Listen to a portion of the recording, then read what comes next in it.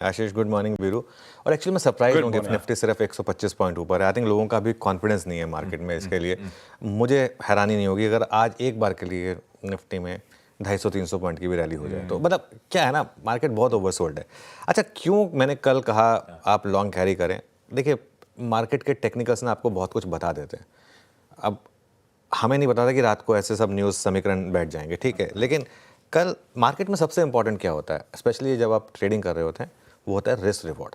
कल हमने जो पूरे दिन, इनफैक्ट कल पूरे दिन और परसों पूरे दिन जो मैंने एक बात की थी स्पेसिफिक, वो रिस्क रिवॉर्ड की थी। अच्छा, मेरा व्यू अभी भी इंटैक्ट है कि ये मार्केट अभी भी जाएगा और लोअर ही आगे जाकर ये रैली जो है, लेकिन उसको मैं बाद थोड़ी देर में एक्सप्लेन करता हूँ। 2 दिन से मार्केट बता रहा था कि अब वो और गिरने को तैयार नहीं है और रिस्क रिवॉर्ड जो है वो 2 दिन से शॉर्ट के फेवर में नहीं था। एक हमने बात की थी कि 23,050 से लेकर 23,350 का जो जोन है वो अगर आप शॉर्ट करेंगे वहाँ पर तो फंसेंगे, वो जोन शॉर्ट करने का नहीं था।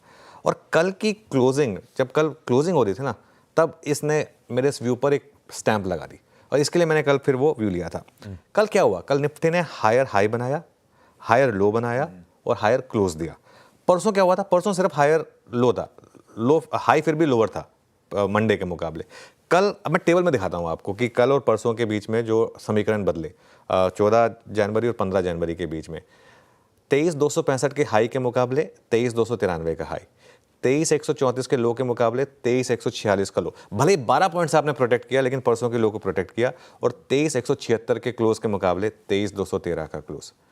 जब भी इस तरीके के मूव्स आते हैं ना, वो ऑटोमेटिकली आपको एक रिस्क रिवॉर्ड दे देते हैं। प्लस एक और चीज़ हमने कल डिस्कस की थी आशीष की, बस एक ही रिस्क रहेगा यूएस के इन्फ्लेशन का, लेकिन उसकी वजह से भी कोई बहुत ज़्यादा बड़ा गैप डाउन शायद ना हो, तो इस वजह से आप एक बार काउंटर, और अगर गैप डाउन हुआ तो मैक्सिमम आपका स्टॉप लॉस लग जाएगा, उससे ज़्यादा कुछ नहीं होगा। तो ये चीज़ लेके हमने एक व्यू लिया था। लेकिन एक चीज़ अभी भी सबको ध्यान में रखनी है, मैं अप फ्रंट ये बात क्लियर कर रहा हूँ, और मैं देखिए बहुत अग्रेसिव व्यू मैं अब वैसे भी नहीं लेता हूँ क्योंकि उसका कोई फ़ायदा नहीं होता है।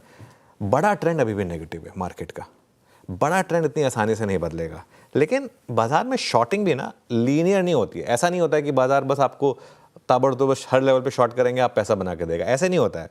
बीच बीच में बाजार इस तरीके के मूव्स दिखाता है। आपको याद होगा दिसंबर में भी एक बार के लिए तो हम 24,800 तक पहुंच गए थे।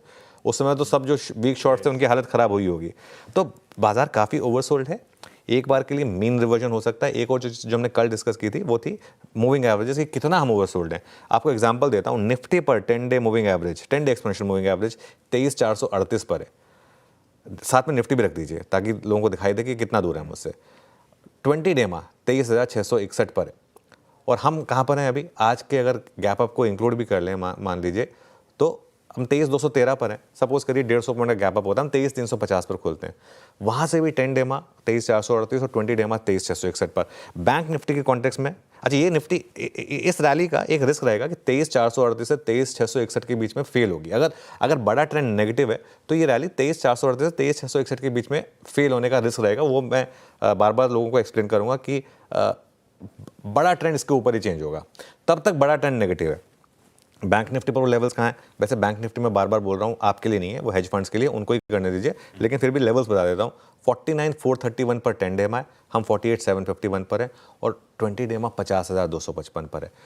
लेकिन जो हमने एक बार बात की थी ना कि कोई भी ट्रेडर चाहे कितना भी बड़े से बड़ा हो, 2,000 पॉइंट का स्टॉप नहीं लगा सकता, है ना। तो एक बार के लिए आप इमेजिन करिए, ये बैंक निफ्टी 50,000 तक जा सकता है, फिर भी उसका बड़ा ट्रेंड नेगेटिव ही रहेगा।